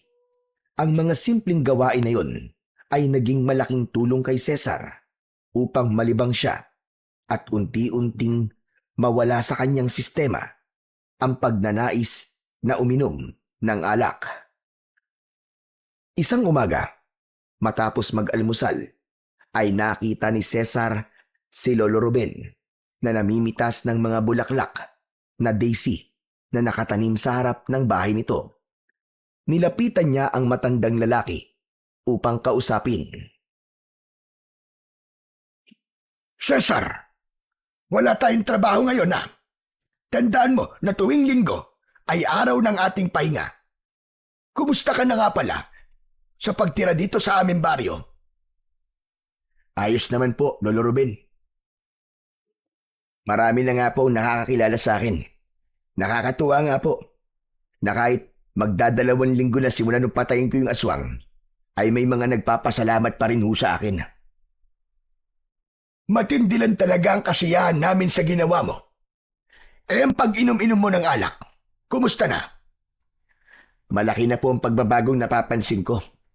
Epektibo po yung pagsama ko po sa inyo sa pagkuha ng mga gulay sa bayan. Talagang nalilibang po ako at nawawala sa isip ko ang uminom. Maraming salamat po sa pagtulong niyo sa akin. Isang karangalan para sa akin ang matulungan ng bayani ng aming baryo. Lolo Ruben, maibaw ko. Bakit pala ang dami niyong tanim na daisy? Paborito niyo po bang bulaklak yon? Hindi ako, kundi ang aking asawa na si Rosing. Paborito niya ang mga bulaklak na daisy. Pumipitas ako ngayon dahil pupunta ako sa kanya ngayon para dalhin ang mga ito sa kanya. May asawa ho pala kayo. Pero bakit hindi ata siya rito nakatira sa bahay niyo? Hiwalay na kasi kami. 3 taon na. Ganun ho ba? Pero ang sweet niyo pa rin sa kanya. Kasi kahit hiwalay na ho kayo, ay binibigyan niyo pa rin siya ng bulaklak. Sanay kasi si Rosing sa tuwing linggo ay binibigyan ko siya ng bulaklak. Kung gusto mo'y pwede mo akong samahan sa kanya para maipakilala kita sa kanya. Sige ho. Wala rin naman po akong gagawin dito sa bahay eh.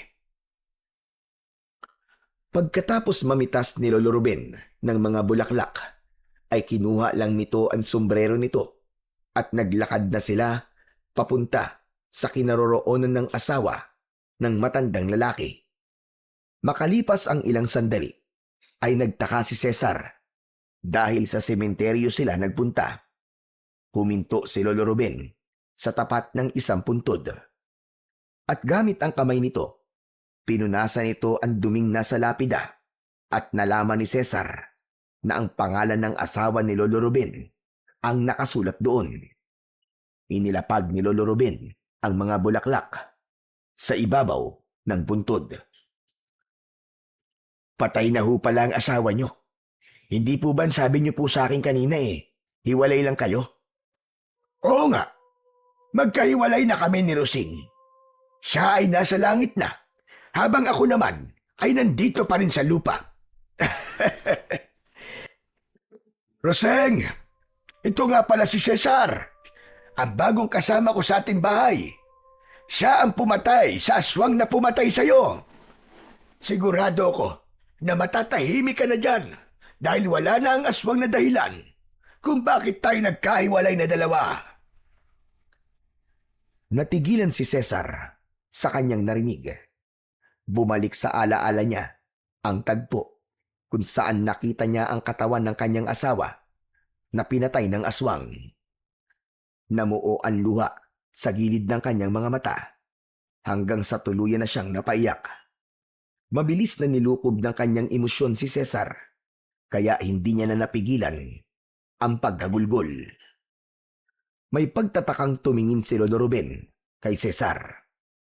Cesar, bakit ka umiiyak? May problema ba? Naalala ko lang ho kasi ang asawa ko. Parehas po kasi sila ng asawa niyo. Pinatay po ng aswang ang asawa ko na si Elena. Ang masakit pa po ay buntis siya sa unang anak namin. Kaya 2 silang namatay. Yun ba ang dahilan kung bakit ka naging lasinggero? Oo, Lolo Ruben. Kapag po kasi nalalasing ako, ay nakakalimutan ko ang sakit at lungkot na nararamdaman ko. Pero nang dahil po sa alak, ay nawalan ako ng kaibigan at napalayas pa ako sa baryo namin. Pakiramdam ko wala na po akong dahilan para magpatuloy sa buhay. Simula nang mawala ang aking asawa at anak. Alam mo, Cesar, nang mawala ang asawa ko, ganyan din ang pakiramdam ko. Para bang tinanggalan ako ng kalahating buhay. Umaga't gabi, wala akong ibang ginawa kundi umiyak at sisihin ang buong mundo. Pero dumating din ang araw na naisip ko na kung patuloy kong hahayaang bumagsak ang sarili ko, ay hindi magiging masaya ang asawa ko sa kabilang buhay. Ito ang tandaan mo, Cesar. Hindi ibig sabihin na nawala ng iyong asawa at anak ay wala ng dahilan para ikay mabuhay. Ang totoo niyan ay mas lalo kang dapat na magpatuloy. Pero paano po ako magsisimula Kung bawat umaga ay ramdam ko pa rin ang kawalan niya. Hindi madaling bumangon mula sa pagkakadapa. Pero isipin mo ito, ang bawat araw na lumilipas na umiiyak ka at nagpapakalunod sa alak ay mga araw na nasasayang lamang. Hindi ko sinasabing huwag kang umiyak, pero huwag mong hayaan na manatili ka sa ganong estado. Kumuha ka ng lakas sa alaala ng iyong asawa para hindi ka bumitiw. Pakiramdam ni Cesar ay may kung anong kumurot sa puso niya sa mga sinabi ni Lolo Ruben. Tila nawala ang makapal na ulap na matagal nang nakatakip sa kanyang utak simula nang patayin si Elena. Unti-unting nagkaroon ng liwanag sa kanyang pag-iisip ng sandaling yun. Si Cesar. Napakaganda po ng mga sinabi niyo, Lolo Ruben. Tatandaan ko po mga yan at gagawin ko kayong inspirasyon sa buhay ko. Naiintindihan kita, Cesar. Pinagdaanan ko din yan. Mahirap ang pagtanggap sa katotohanan. Gigising kang mag-isa at wala na sa tabi mo ang taong nakasama mo ng napakahabang panahon. Pero tandaan mo, nabuhay pa tayo. Ibig sabihin ay may plano pa ang Diyos sa ating dalawa. Kahit matanda na ako at alam ko na bilang na ang natitirang araw ko rito sa mundo, ay naniniwala pa rin ako na may magaganda pang bagay na inilaan ng Diyos para sa akin. Unti-unting sumilay ang ngiti sa labi ni Cesar. Pinunasan niya ang kanyang mga luha. Gumaan ng gusto ang kanyang dinadala at nang sandaling yun ay labis siyang nagpasalamat sa Diyos dahil nakilala niya si Lolo Ruben. Ang matandang lalaki lang pala ang magiging daan upang maliwanagan siya sa dahilan ng pagkamatay ng kanyang mahal na asawa. Simula noon ay unti-unti nang natanggap ni Cesar ang pagpanaw ni Elena. Nasasaktan pa rin siya pero alam niya na mas magiging masaya si Elena at ang kanyang anak kung ipagpapatuloy niya ang kanyang buhay. Patuloy siyang sumama kay Lolo Ruben sa pagkuha ng gulay sa bayan. Tuluyan na rin niyang naalis ang pag-inom ng alak na isang bagay na ikinatuwa ni Lolo Ruben. Isang gabi, habang mahimbing na natutulog si Cesar, ay isang panaginip ang dumalaw sa kanya. Sa kanyang panaginip ay nakita niyang sinasalakay ng mga aswang ang kanilang baryo. Maraming tao ang umiiyak at takot na takot. Kitang-kita niya kung paano walang awang pinapatay ng mga aswang ang mga tao.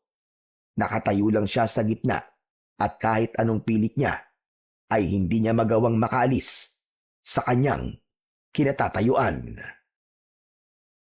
Pagsapit ng umaga, laman ng isip ni Cesar ang panaginip na yon. Kaya habang nag-aalmusal sila ni Lolo Ruben ay nakatulala siya at tila ba wala sa kanyang sarili. Sandali lang, Cesar. Ayos ka lang ba? Kanina ko pa napapansin na parang wala kang ganang kumain. Hindi mo ba gusto ang kamote? Nagsasawa ka na ba riyan? Dahil yan ang madalas nating almusal. Hindi ho, Lolo Ruben. Ang totoo, paborito ko po ang kamote. Kaya kahit ito po ang almusal natin araw-araw, ay wala po kayong maririnig na pagrereklamo sa akin. Abay kung ganon, ano ang dahilan ng pagkakatulala mo? Ang totoo ho niyan, Lolo Ruben, nanaginip po kasi ako kagabi. Hindi po magandang panaginip yun. Biruin nyo inaatake raw po ng mga aswang ang baryo namin kung saan ho ako nanggaling. At dami pong pinatay ng mga aswang. Tapos, nasa gitna lang po ko at wala akong magawa para ipagtanggol ang mga tao sa aming baryo. Para bang natulala ako at naging isang estatwa.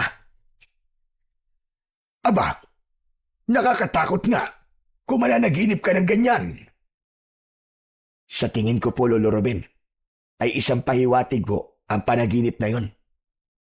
Umalis po kasi ako sa aming baryo nang may aswang pa rin sumasalakay doon at namemerwisyo sa mga tao.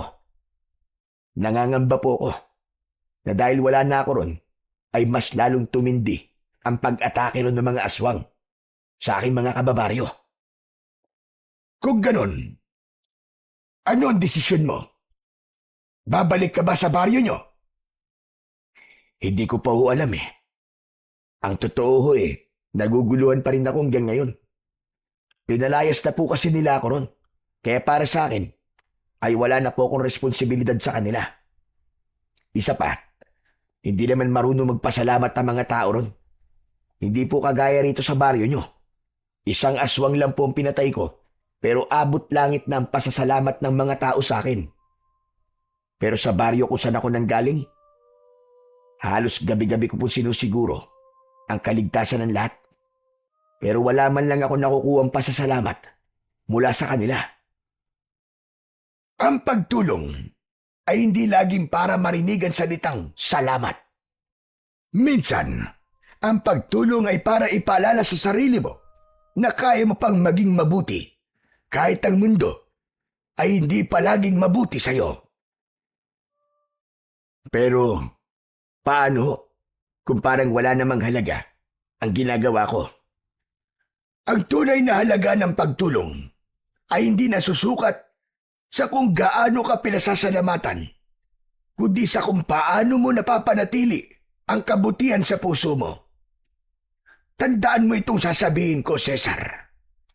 Ang kabutihan na ibinabahagi mo, kahit walang nakakakita o kumikilala, ay nagiging binhi. Isang binhi na pagdating ng tamang panahon, ay aanihin mo.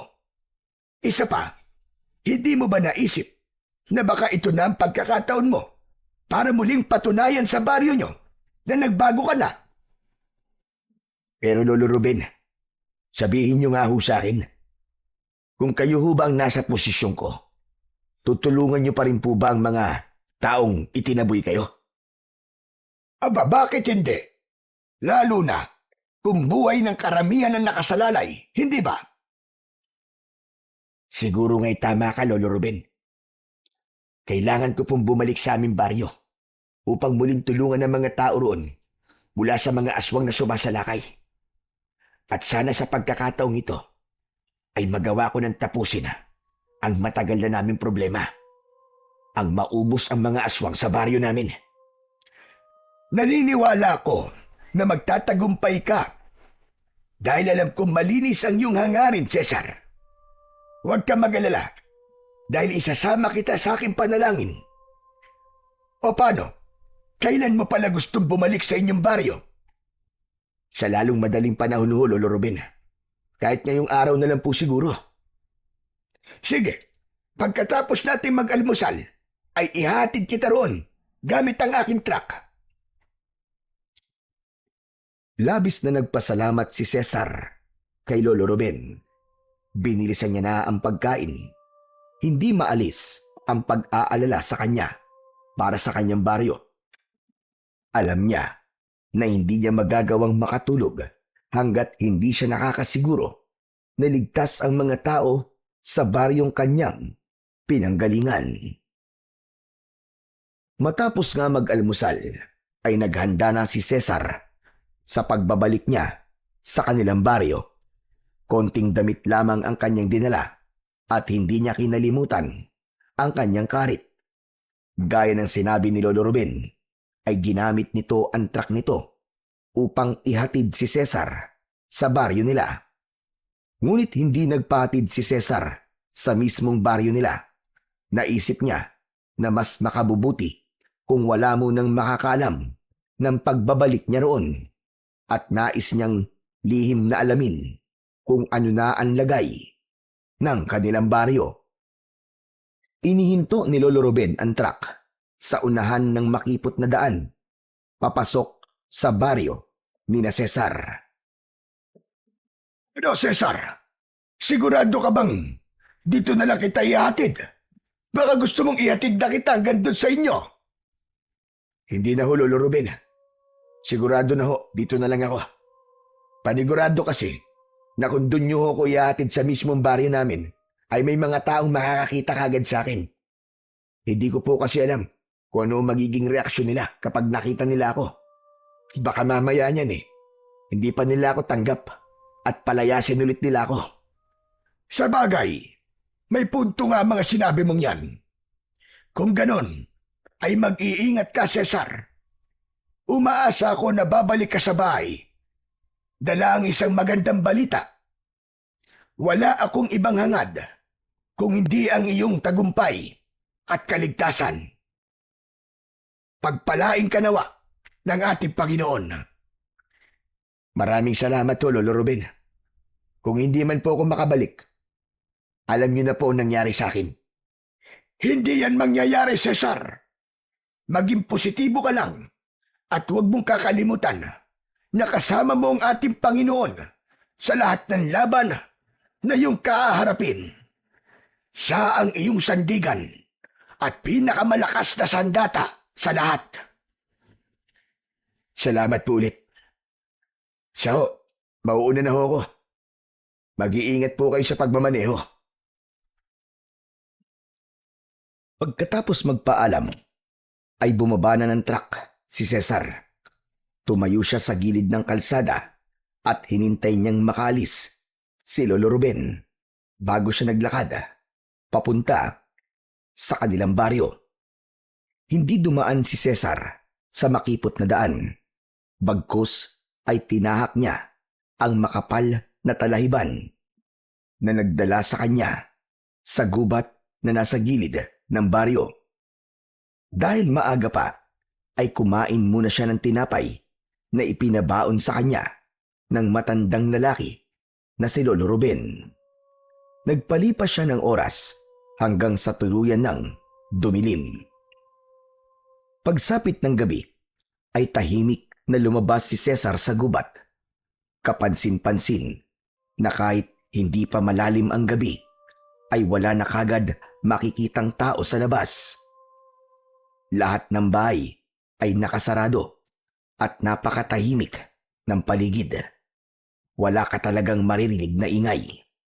Ang tanging dala niya ng sandaling yun ay ang kanyang matalas na karit. Hindi maaari ito. Mukhang mas tumindi ang takot ng mga tao sa mga aswang. Dati naman, kapag ganitong oras, ay may mga tao pa sa labas ng bahay.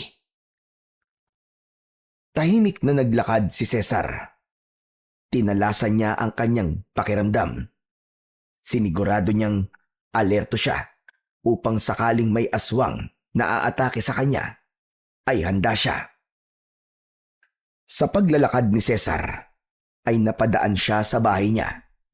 Labis siyang nagimbal nang makita niyang sunog na ang kanyang bahay. Tila matagal na yung sinunog dahil halos abo at uling na ang natira roon. Anak ng tutsa ko.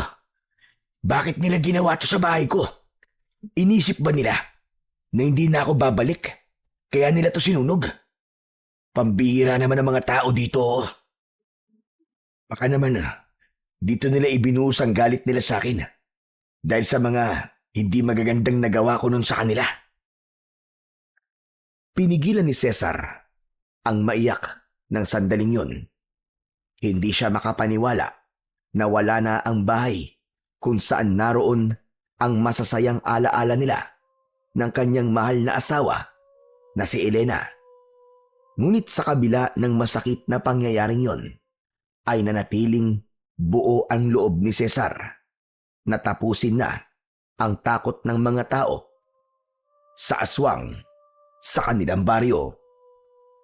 Mabigat ang mga hakbang na naglalakad siya palayo sa kanyang bahay. Naisipan ni Cesar na magtungo muna sa bahay ni Ernesto. Si Ernesto ang unang pumasok sa isip niya nang nag-isip siya sa kung sino ang pwede niyang mapagtanungan kung ano na ang lagay ng kanilang baryo. Alam niya na kahit hindi naging maganda ang huli nilang pag-uusap, ay tutulungan pa rin siya nito Lalo na kung malalaman nito na naroon na siya para muling labanan ang mga aswang na namemerwisyo sa kanila. Ngunit nang malapit na si Cesar sa bahay ng dating kaibigan na si Ernesto, ay napahinto siya dahil nakita niya si Ernesto na nagmamadaling lumabas ng bahay nito. Teka lang, saan kaya siya pupunta?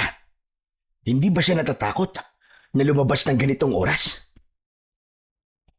Nagkaroon ng kagustuhan si Cesar na malaman kung saan pupunta ang dati niyang kaibigan. Tahimik niyang sinundan si Ernesto. Siniguro niya na hindi siya nito mararamdaman. Hanggang sa pumasok si Ernesto sa bahay ng kanilang kapitan na si Kapitan Andoy. Lumapit si Cesar sa bahay ng kanilang kapitan. Pumuesto siya sa bahagyang nakabukas na bintana upang malinaw niyang marinig kung ano ang pag-uusapan ng dalawa. May importanteng bagay ka raw na sasabihin sa akin, Andoy. Meron. May isang mangangaso ang nakakita raw kay Cesar sa gubat kaninang hapon. Ano ka mo? Ibig sabihin, ay bumalik pa rito ang hayop na yon? Hindi maaari. Kailangan niyong hanapin si Cesar. At gusto ko ay maiharap niyo sa akin sa lalong madaling panahon. Nagkakaintindihan ba tayo? Oo, Ernesto. Uutusan ko kagad ang mga tanod para hanapin si Cesar. Huwag ka mag-alala. Labis na nagtaka si Cesar sa kanyang narinig kung bakit tila takot na takot si Kapitan Andoy kay Ernesto, kaya patuloy siyang nakinig sa pag-uusap ng dalawa. Ano kayang dahilan kung bakit nandito muli si Cesar? Sa tingin mo ba, ay alam na niyang palabas ko lang ang lahat na nais ng mga tao rito na lumaya siya? Sinabi mo ba sa kanya katotohanan? Ha, Kapitan? Hindi ko gagawin yun. Paano ko yung gagawin? Kahit anino niya, ay hindi ko pa nakikita simula nang makita siya ng mga mangangaso sa gubat.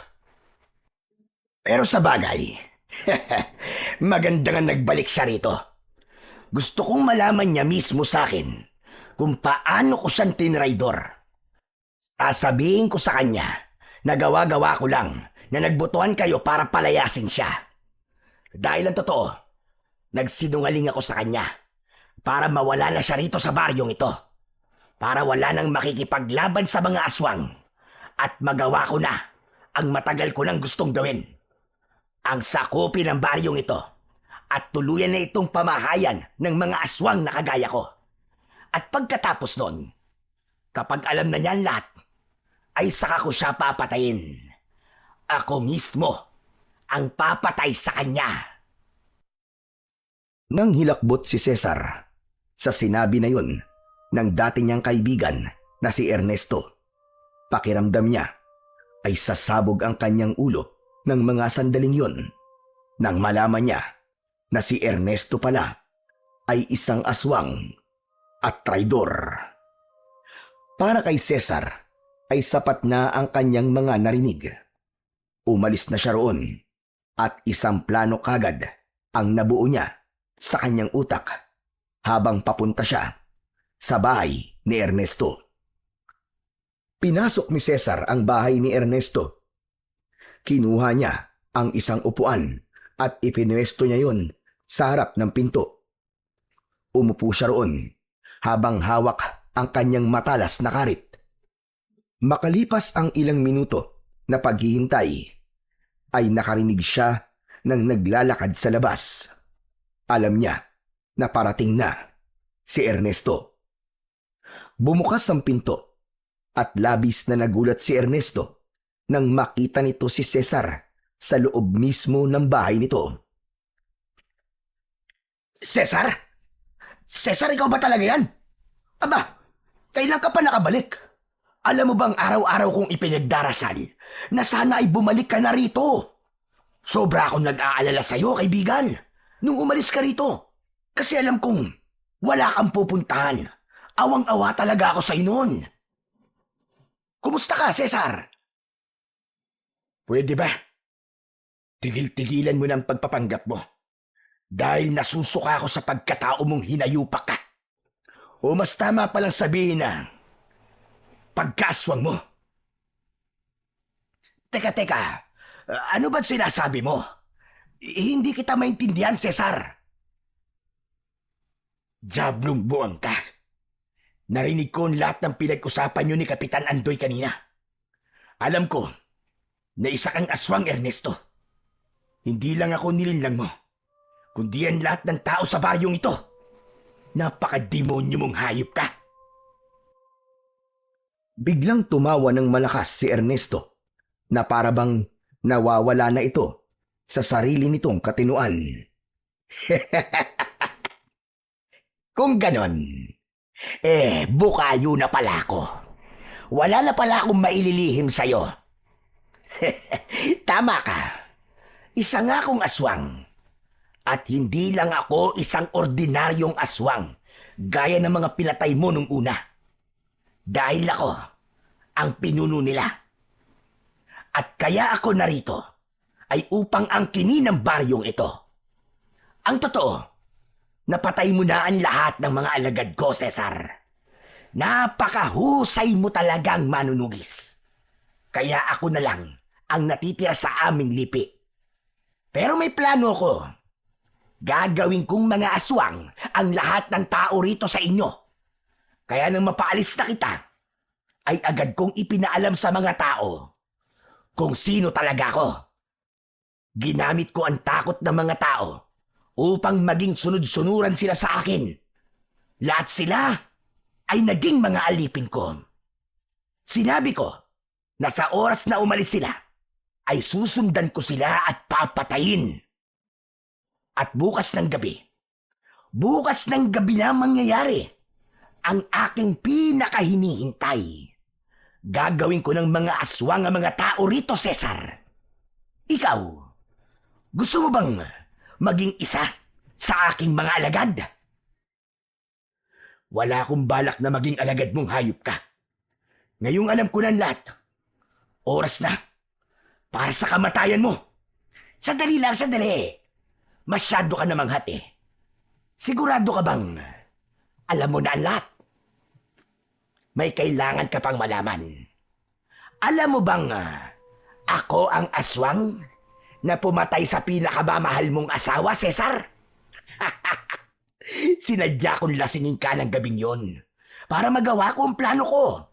At nagtagumpay naman ako. Patay ang asawa mo kasama ang sanggol sa tiyan niya. Nilukob ng labis na puot si Cesar sa kanyang mga nalaman. Napatayo siya habang nanlilisik ang mga mata. Humigpit ang pagkakahawak niya sa karit. Pakiramdam niya ay sasabog na ang kanyang dibdib dahil sa labis na galit sa kanyang kaharap. Hayop ka! Napaka-demonyo mo! Paano mo ako nagagawan damayan noon? Gayong ikaw naman pala ang pumatay kay Elena at sa anak ko! Dahil mahusay akong magpanggap eh. Hay, kawawang Cesar. Bigla ko tuloy naalala kung gaano kasarap ang laman ng iyong anak. Walang hiya ka. Buhay ang kinuha mo sa akin. Kaya buhay mo rin ang hihingin kong kapalit. Malakas na sumigaw si Cesar. Sumugod siya kay Ernesto, pero mabilis itong nakaiwas at nakalayo sa kanya. Sa isang kisap mata ay ipinakita ni Ernesto ang totoo nitong anyo. Isa na itong mabangis na aswang. Tumalon ng aswang na si Ernesto papunta kay Cesar. Nakaumang ang matutulis nitong mga kuko na animo ay mga patalim. Isinangga ni Cesar ang kanyang mga braso. Impit siyang napasigaw nang bumaon ang mga kuko ni Ernesto sa kanyang laman. Mabilis na lumayo si Ernesto. Mahina ka, Cesar. Paano mo ko matatalo kung sugatan ka na sa simula pa lamang? Huwag mo kong minamaliit, Diablong buwang ka. Alam mo kung anong kaya kong gawin. At kung mapapatay mo man ako ngayong gabi, sisiguraduhin kong isasama kita sa aking hukay. Muling sumugod si Cesar kay Ernesto. Mas binilisan niya ang kanyang paggalaw, ngunit kahit na anong gawin niya, ay madali lang na naiiwasan ni Ernesto ang lahat ng kanyang pag-atake. Hanggang sa sinunggaban siya ng aswang, kinalmot nito ang kanyang dibdib. Napaatras si Cesar. Walang kahirap-hirap siyang binuhat ni Ernesto at ibinalibag ng malakas sa lupa. Sinubukan tumayo kagad ni Cesar, pero labis ang pananakit ng buo niyang katawan. Naisip niya na baka sa gabing yun na matatapos ang kanyang buhay. Pero bigla niyang naalala ang muka ng kanyang asawa. Dahil doon ay tila sinapian siya ng kung anong tapang at lakas, kaya nagawa niyang makatayo. Aba, malakas ka ha? Hindi ka pa rin ba susuko? Wala kang laban sa akin, Cesar. Huwag mo kong itulad sa aking mga alagad na mahihinang nilalang. Sa tingin mo ba? Matapos kong malaman na ikaw ang pumatay sa aking mag-ina, ay pipiliin ko sumuko. Ang laban na to ay para sa kanilang dalawa. Papatayin kita upang maibigay ko sa kanila ang hustisyang nararapat para sa kanila. Muling umatake si Ernesto, pero ng sandaling yun ay matindi na ang determinasyon ni Cesar na patayin ang kanyang kalaban. Iniwasan niya si Ernesto. Yumuko siya at itinarak niya ang karit sa sikmura ng aswang. Hinila niya pataas ang karit at naglandas ang talim nun hanggang sa leeg ni Ernesto.